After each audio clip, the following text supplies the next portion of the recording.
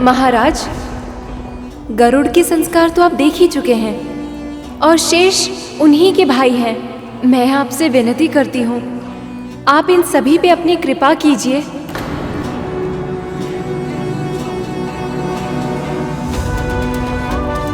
मैं आपकी एक इच्छा पहले ही पूर्ण कर चुका हूं देवी। हम सब ने गरुड़ को सुना है, परंतु हमारी व्यक्तिगत भावनाएं न्याय के मार्ग में अवरोध नहीं उत्पन्न कर सकती। मैं अपने धर्म का पालन करूंगा देवी, और शनि दरबार में इन सब के भाग्य का निर्धारण भी वैसे ही होगा जैसे आज तक होता आया है, उचित प्रक्रिया के माध्यम से।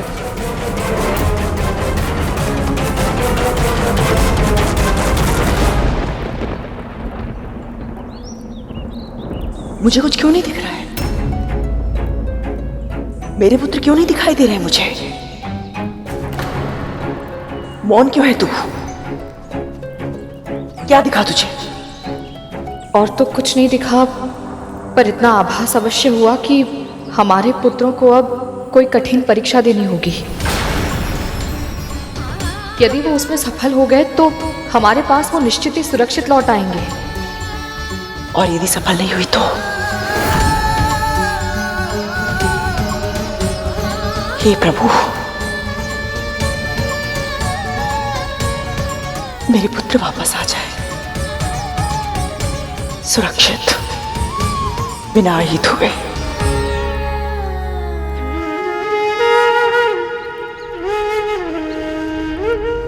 गरुड़, सही कहा तुमने।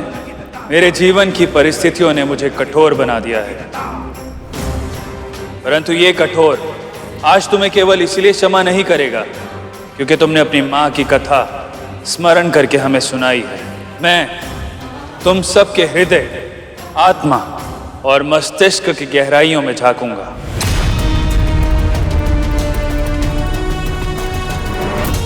फिर मैं निर्णय लूंगा कि तुम क्षमा के योग्य हो या दंड के, और उसके लिए मैं तुम सब की परीक्षाएं लूंगा।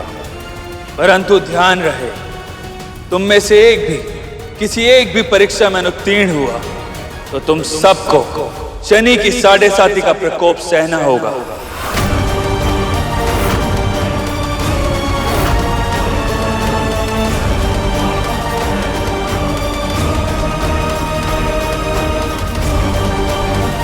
मैं आप सबको सुरक्षित लेकर जाऊंगा यहां से।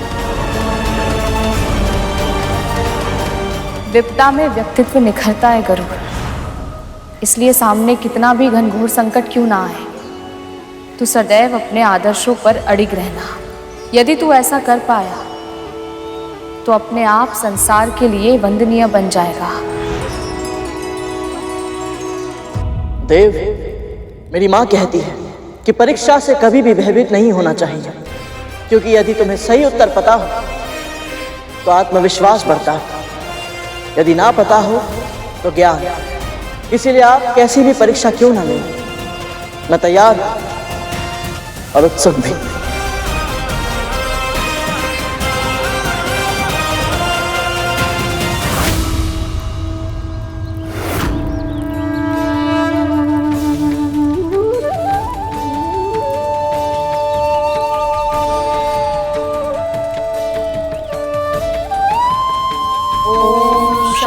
शनिश्चराय नमः। ओम शं शनिश्चराय नमः। ओम शं शनिश्चराय नमः। ओम शं शनिश्चराय नमः।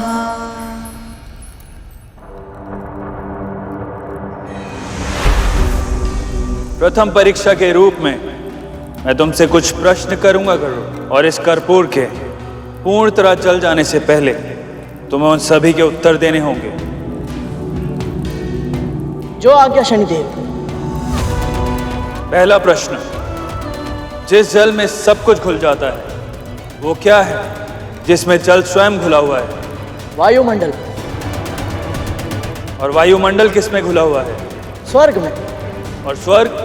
स्वर्ग और सभी शेष लोग वैकुंठ में घुले हुए हैं देव। वैकुंठ? वो किसमें घुला हुआ है?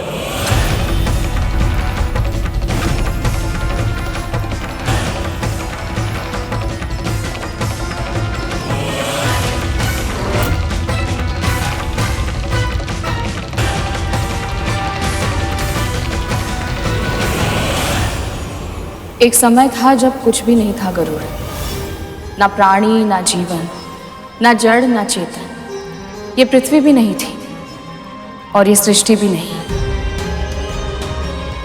ईश्वर से पहले कुछ था तो केवल ओम का स्वर। वही परम ब्रह्म है, उसी से संपूर्ण सृष्टि का जन्म हुआ है।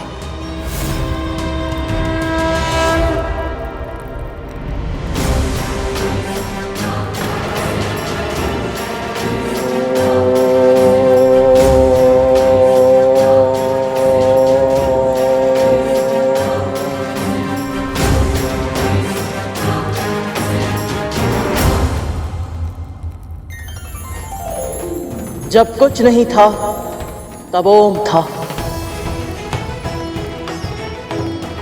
जब कुछ नहीं होगा तब भी ओम ही होगा, क्योंकि ओम ही परम ब्रह्म है।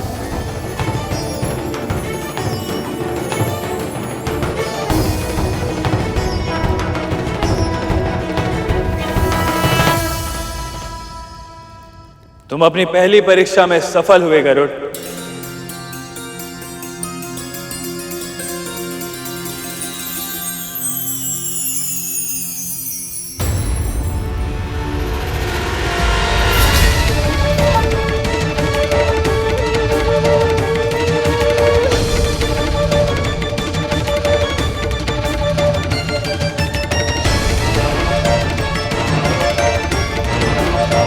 तो शनिदेव हमारी प्रार्थना स्वीकार कर ले और उनका कोई प्रभाव हमारे परिवार पे ना पड़े।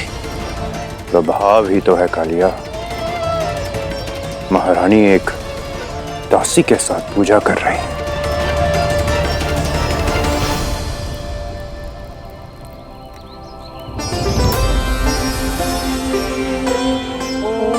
शं शनिश्चराय नमः।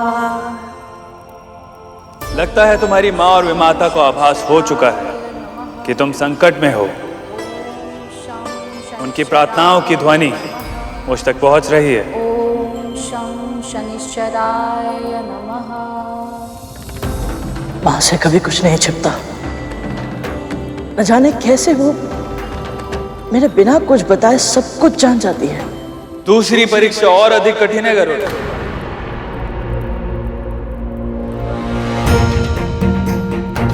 स्वामी इस बालक के साथ इतना कठोर व्यवहार क्यों कर रहे हैं? संन्यास शेष है या गृहस्थ जीवन? इस प्रश्न का सही उत्तर जानने के लिए तो मैं भी उत्सुक हूँ। तुम्हें क्या श्रेष्ठ लगता है गरुड़? मेरी दृष्टि में गृहस्थ जीवन अधिक श्रेष्ठ है देव। क्यों? कहा तो ये जाता है कि ईश्वर को जानने के लिए पहले स्वयं को पहचानना पड़ता है, और स्वयं को पहचानने के लिए संन्यास अनिवार्य है। जैसे कि आपने कहा, एक सन्यासी के लिए अंतिम लक्ष्य होता है ईश्वर या परम सत्य की खोज करना। पर यह खोज तो एक गृहस्थ भी कर सकता है देव। कैसे गरुड़? गृहस्थी के बंधन में बंधा होता है। उसे अपने साथी की और अपने बच्चों की चिंता होती है, परंतु सत्य की खोज तो वो कर सकता है जो स्वतंत्र हो। किसी की चिंता करना बंधन नहीं, प्रेम होता है देव। प्रेम भी तो एक बंधन ही है गरुड़। क्षमा करे देव, यदि प्रेम निस्वार्थ भाव से किया जाए तो बंधन नहीं होता। ऐसा मानने के लिए तुम स्वतंत्र हो गरुड़, पर इसको सिद्ध करने के लिए कोई उदाहरण दे सकते हो?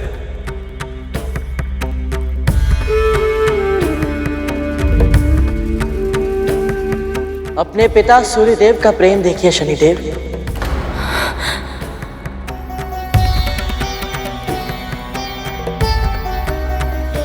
चाहे फूल हो या कांटे, सूर्यदेव समान रूप से सभी को अपनी धूप, अपनी ऊर्जा देते हैं ताकि संसार को जीवन शक्ति मिल सके। पवन देव बिना किसी भेदभाव के सभी को आयु देते हैं। बादल वर्षा और चंद्रदेव शीतलता देते हैं। संपूर्ण प्रकृति हर क्षण अपने उदाहरण से हमें यही संदेश देती है कि प्रेम निस्वार्थ होना चाहिए। जैसे ये सब करते हैं, ये सभी अपना कर्तव्य बिना किसी अपेक्षा के निभाते हैं। इन्हें इसके बदले किसी से कुछ नहीं चाहिए, इसीलिए ये सब बंधन में नहीं है, पूरी तरह स्वतंत्र है। ऐसे ही जब एक गृहस्थ बिना किसी स्वार्थ के बदले में कुछ पाने की आशा के बिना अपने परिवार की चिंता करता है, उनके प्रति अपना कर्तव्य निभाता है, तो वो बंधन में नहीं रहता प्रभु। ऐसा गृहस्थ सहज प्रयास से ही परम सत्य अर्थात ईश्वर को पा लेता है। परंतु गरुड़, एक सन्यासी भी तपस्या करके ईश्वर को पा लेता है, तो गृहस्थ सर्वश्रेष्ठ कैसे हुआ? जब एक सन्यासी ईश्वर को ढूंढने के लिए धर्म के मार्ग पर चलता है तो वो अकेला रहता है, पर जब एक गृहस्थ भक्ति के मार्ग पर चलता है तो उसके साथ पूरा कुटुंब ईश्वर के पथ पर अग्रसर हो जाता है। सन्यासी का ज्ञान बस उसी तक सीमित रहता है, और जो ज्ञान गृहस्थ अर्जित करता है उसे अपने परिवार के साथ, पास पड़ोसियों के साथ, संबंधियों के साथ बांटता है। उस कुटुंब की परंपरा के रूप में यह ज्ञान आने वाली कई पीढ़ियों तक पहुंचता है। इसीलिए मेरा मानना यह है देव कि सन्यासी आदरणीय होता है, पर उससे भी कहीं अधिक श्रेष्ठ गृहस्थ होता है।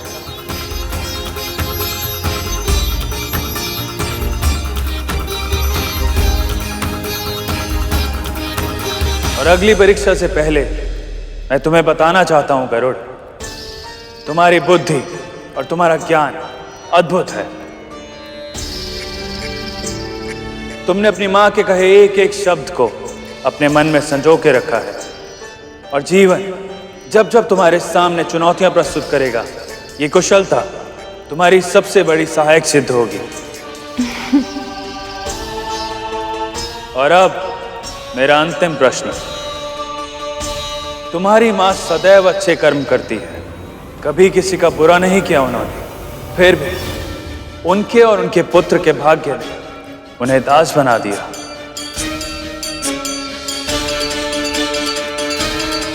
तो बताओ गरुड़, कर्म बड़ा हुआ या भाग्य?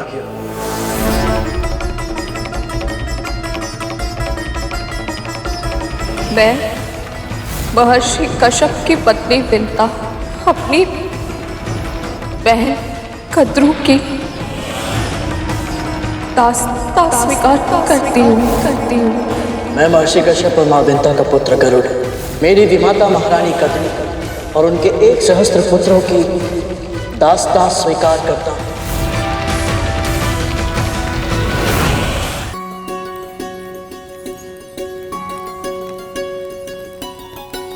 पूजा तो अच्छे से संपन्न हो गई दीदी, अब दान देना आरंभ करें।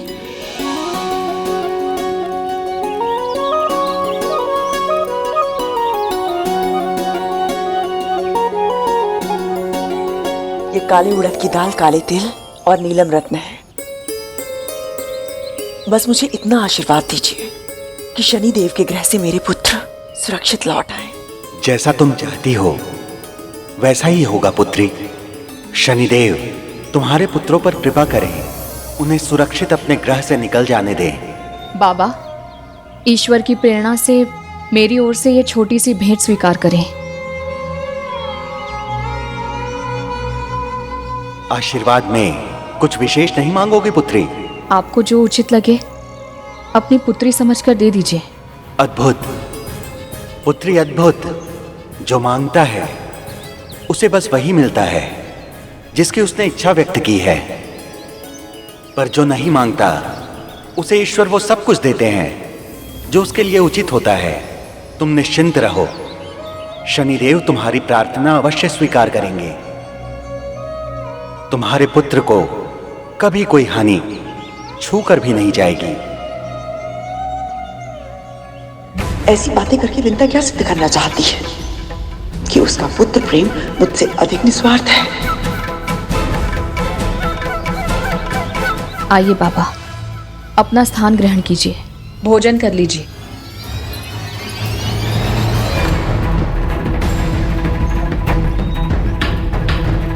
पशु आखिर पशु ही होते हैं, देख रहे हो भैया। इतने प्रेम से खिलाने का प्रयत्न कर रहा हूं, फिर भी नहीं खा रहा। अरे खा रे।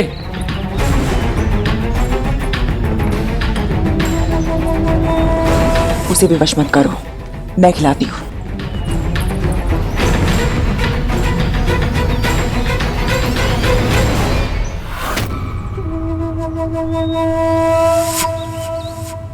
भोजन सामने है, पर पशु होकर भी ये खाने में कोई रुचि क्यों नहीं दिखा रहा है? यदि इसने भोजन ग्रहण नहीं किया तो इसका अर्थ होगा कि शनिदेव मेरी पूजा से प्रसन्न नहीं है। और यदि ऐसा हुआ तो मेरे पुत्र।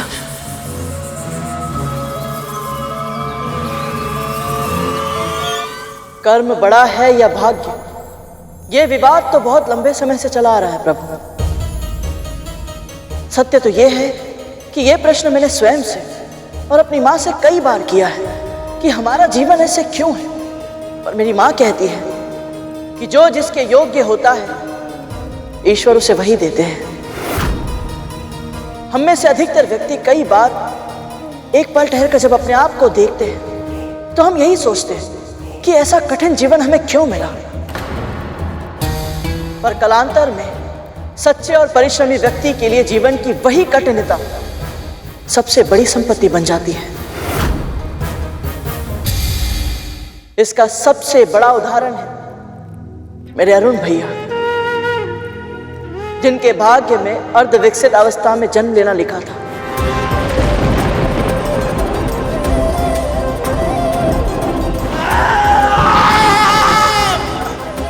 पर उनकी तपस्या से उन्होंने जो कर्म किया उसके कारण वो आज सूर्यदेव के सारथी बन गए।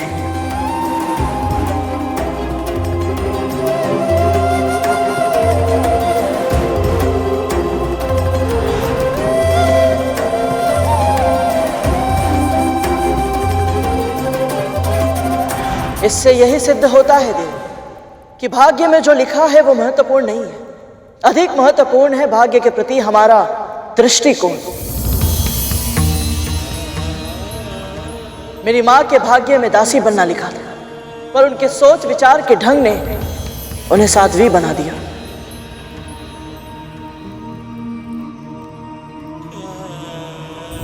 दृष्टिकोण हमारा विषय नहीं है गरुड़।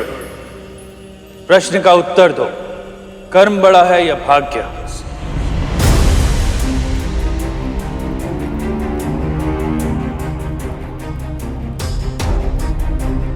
हम अपने भाग्य से नहीं भाग सकते देव, पर हमारे कर्म वो शस्त्र हैं जिनके माध्यम से हम अपने भाग्य को संचालित कर सकते हैं।